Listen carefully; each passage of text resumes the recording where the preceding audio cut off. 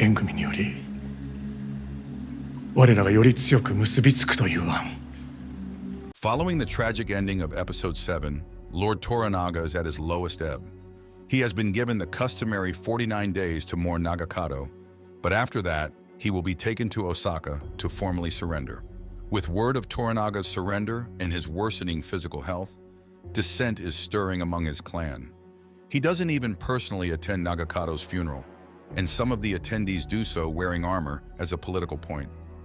Nagakado's death seems to have amounted to very little. His tragic demise has not forced his father to change course. And loyalty is so valued in Japan that it hasn't galvanized anyone else to openly rebel against his decision. Omi thinks about it at least, but some pointed words in private mean little. Father Martin Alvito, the Portuguese Jesuit who has been running secretive trade pacts with the Japanese, spies an opportunity. He tries to compel Toranaga to ally with Lady Ochiba, denying Ishido any legitimate political power. But Toranaga knows how this would be perceived and refuses.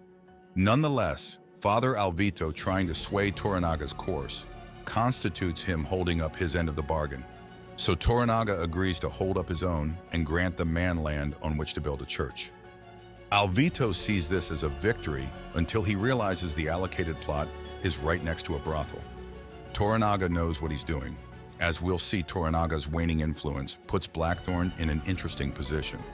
He's technically free to leave Japan, and he initially intends to, but a brief encounter with one of his former crewmen gives him an identity crisis.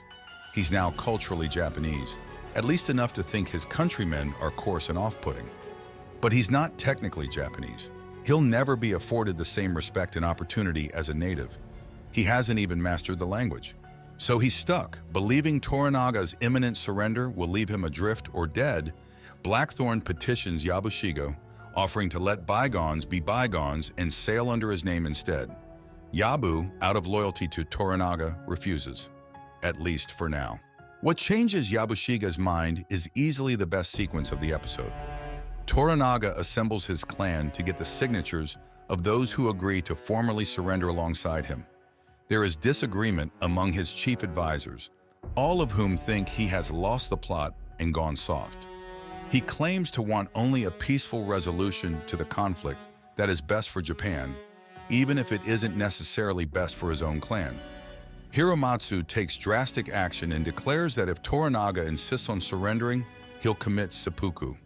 He's trying to prove a point that Toranaga is okay with pointless death, including that of his oldest and closest friend, when it suits him.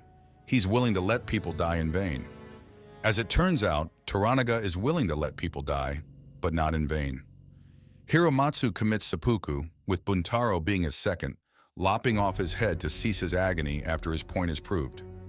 At the end of Shōgun Episode 8, Toranaga reveals that Hiromatsu's death was necessary so that his surrender is convincing. Just because he was willing to lose the battle doesn't mean he's ready to lose the war. Everything was part of a long game. Toranaga knew that Hiromatsu's sacrifice would embolden Yabushigo to turn against him. So he accepts Blackthorn's offer and prepares to sail with him to Osaka to deliver the guns and cannons. Toranaga sends Mariko on the same vessel, with revenge plans of her own. Just when he seemed at his weakest, Toranaga was playing everyone all along. To the graves of Hiromatsu and Nagakado, he swears their sacrifices won't be in vain. Where do you guys think the story will go? Tell us in the comments below and keep watching Film Buff, baby.